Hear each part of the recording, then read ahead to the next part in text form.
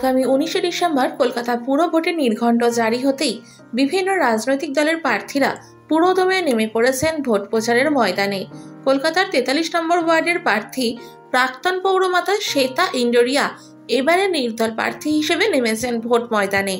তার অভিযোগ, অন্যান্য বিরোধী দলের কিছু মানুষ ভোট বাজারকে উত্তপ্ত করতে তার ব্যাপারে মিথ্যে খবর ছড়াচ্ছে যে জিতলে তিনি বিজেপির দলে নাম লেখাবেন। সোমবার সংবাদ মাধ্যমের কাছে তিনি এই ঘটনার তীব্র প্রতিবাদ জানান। পাশাপাশি তিনি আরও বলেন, প্রাক্তন পৌরমাতা ওয়ার্ডের কিছু উন্নয়নমূলক কাজ করেননি। তিনি বিজয়ী হলে সেই সমস্ত অসম্পূর্ণ কাজ মানুষের পাশে থেকে করবেন। 2005 से लेके 2015 तक मैं काउंसलर थी।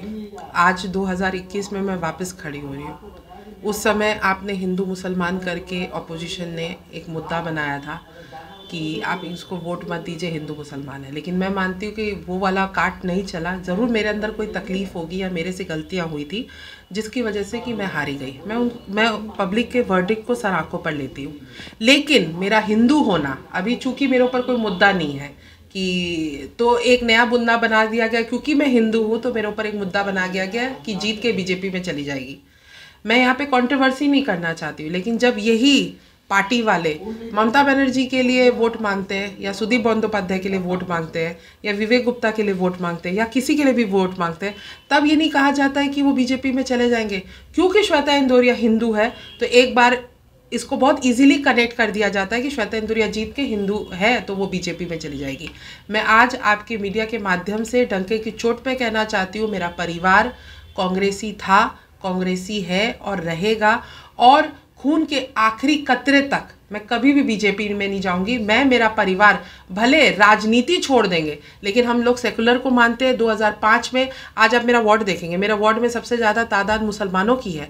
कभी मुसलमान भाइयों ने तो हिंदू मुसलमान नहीं देखा और आज वो एक हिंदू बेटी को जिता के लाते हैं। ये सब ऑपोजिशन की साजिश है और मैं कहना चाहती हूँ कि प्लीज़ ये वीडियो को आप लोग स्टोर करके रखिएगा। अगर श्वेता इंदौरिया कभी भी बीजेपी में गई तो श्वेता इंदौरिया अपना राजनीतिक करियर छोड़। मैं एक ही बात कहना चाहती हूँ, आप लोग सब ने मीडिया के द्वारा देखा गया था कि कांग्रेस की जो कैंडिडेट थी उसने अपने ऊपर आग लगा लिया था। उन्होंने 2 दिन तक ये किया था कि वो अपने ऊपर आग लगा लेंगे।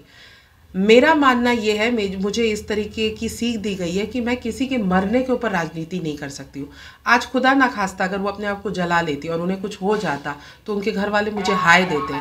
तो मैंने खुद ये कर दिया था कि नहीं, मुझे ऐसी टिकट की ज़रूरत नहीं है। वो किसी की माँ है, वो किसी की बीवी है, किसी का घर उजाड़ कर, किसी की बद्दुआ लेकर मुझे राजनीति नहीं करनी है। 2005 में भी मैं इंडिपेंडेंट खड़ी हुई थी और इंशाल्लाह लोगों ने मेरा को साथ दिया था और मुझे पूरा यकीन है कि इस बार भी लोग मेरा साथ देकर मुझे लेके आएंगे। एक ही बात कहना चाहूँगी, 2005 से लेकर 2015 तक आप ये बात मुझसे मत पूछिए, आप वार्ड में जाके पूछिए कि मैंने क्या काम किया नहीं किया। आज चाहे वो नाकुदा मस्जिद के पानी का मसला हो, ड्रेन का मसला हो, शिराज बिल्डिंग में जो ड्रेन के मसले थे। देखिए, काउंसलर में पार्टी नहीं देखना चाहिए। काउंसलर में ऐसा कैंडिडेट, ऐसा काउंसलर लेके आइए जिसको कि आप अपने जो रोज़मर्रा की ज़िंदगी है, जैसे कि पानी की तकलीफ़ है, ड्रेन की तकलीफ़ है, दवाई का, जैसे मैंने कहा कि आप काउंसलर इलेक्शन में पार्टी मत देखिए। आप काउंसलर इलेक्शन में वो कैंडिडेट को देखिए जो कि आपको इजीली अवेलेबल हो। एक छोटी सी बात करके मैं आपको बोलना चाहूँगी कि 43 वार्ड लेडीज़ वार्ड है। श्वेता इंदौरिया 2005 से लेकर 15 तक जब तक थी, श्वेता इंदौरिया ने अपना काम खुद संभाला। मेरी शादी नहीं हुई है, ना कभी मेरे पिताजी ने मेरे काम में कभी भी बीच में अड़चन डाली। जो काम होता था, अवाम के जो भी मसले होते थे, अवाम डायरेक्ट मुझसे कहती थी और मैं डायरेक्ट जाके कारपोरेशन में कहती थी।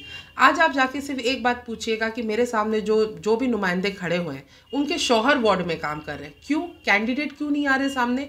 कैंडिडेट वुमेन वार्ड है, जो कैंडिडेट खड़ी हुई है, जो वुमेन औरत खड़ी हुई है, वो आकर अपने मुद्दे रखे, वो बताए कि इस वार्ड में मसले हैं। क्यों? उनके हस्बैंड काम कर रहे हैं। तो कल तो ये होगा कि, और हुआ है, आप लोगों से पूछिएगा। ये देखिए, साइकोलॉजिकल इफेक्ट है। आज एक आदमी अगर मुझे आवाम का कंप्लेन करता है कि यहाँ पानी का मसला है, तो मैं वो कंप्लेन सीधा जाके हमारे कारपोरेशन में या जो भी इससे कंसर्न है उनको डायरेक्टली बोल सकती हूँ। लेकिन अगर आप जो काउंसलर या जो नुमाइंदा है उसके हस्बैंड को बोलेंगे तो हो सकता है वो भूल जाएंगे, वो काउंसलर तक वो बात नहीं पहुंचाएंगे और वो मसला पूरा होने में शायद जो 1 दिन लगता है वो 10 दिन लग जाएगा। लेकिन श्वेता इंदौरिया में ऐसा कभी नहीं होगा। आप लोग ने देखा है, श्वेता इंदौरिया खुद ही कैंडिडेट है, श्वेता इंदौरिया खुद ही मेहनत कर रही है। मेरे पिताजी भी हमेशा आशीर्वाद देते हैं, लेकिन वो कभी भी कंधे से कंधे मिला के या जिस हिसाब से दूसरे के शौहर लोग इस वार्ड में काम कर रहे हैं, मतलब अगर बोला जाए तो सारा काम उनके शौहर लोग कर रहे हैं, कैंडिडेट कहीं दिख ही नहीं रहे। तो ऐसा कोई नहीं है।